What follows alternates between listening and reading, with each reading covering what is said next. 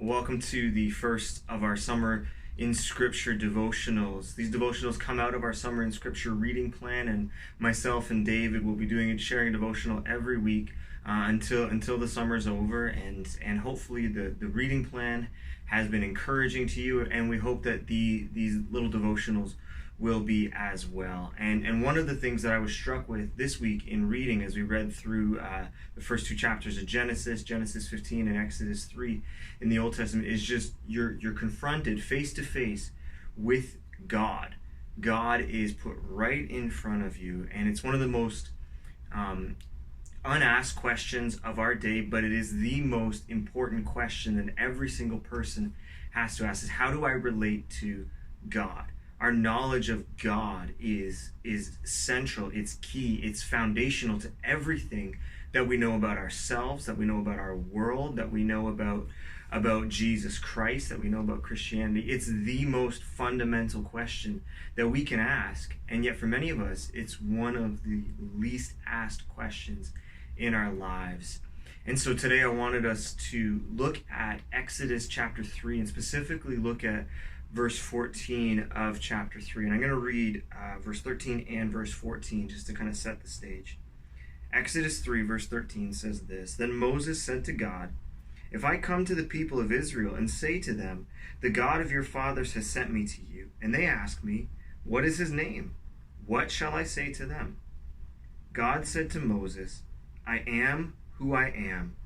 And he said, 'Say this to the people of Israel, I am has sent me to you.'"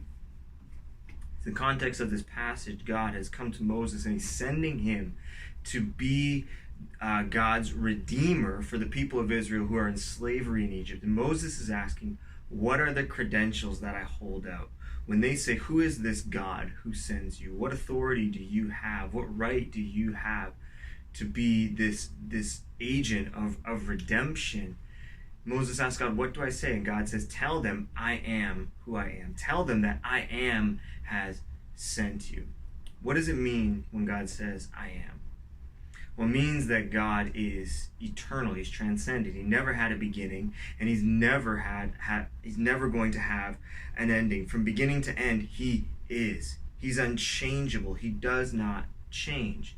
When I look at my baby photos compared to my wedding photos, I've changed a lot over the years. But time does not change God in any way. He's unchangeable. He's eternally the same.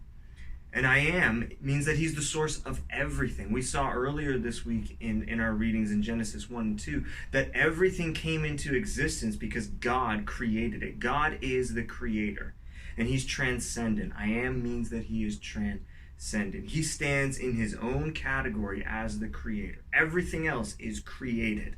He is creator. Everything else depends on other things for their life. For example, you and I cannot continue to live if we refuse to eat.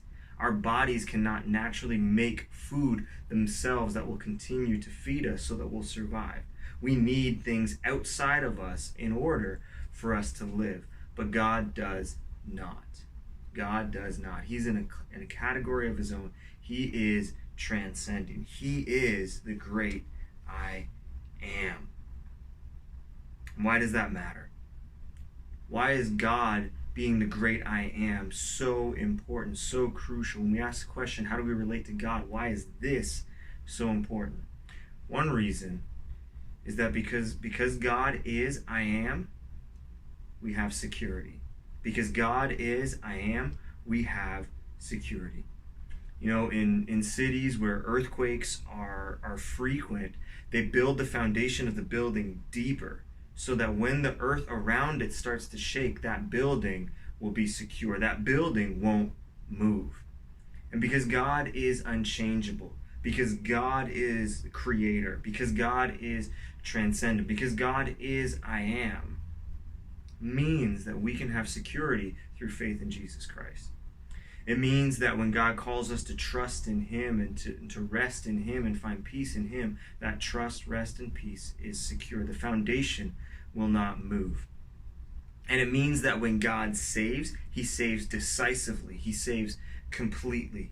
And we see this if you were to read through the rest of the story of Exodus. When God saves his people from Egypt through Moses, he saves decisively. It is clear that God is more powerful than Pharaoh. It is clear that God is more powerful than the greatest empire at the time in the world.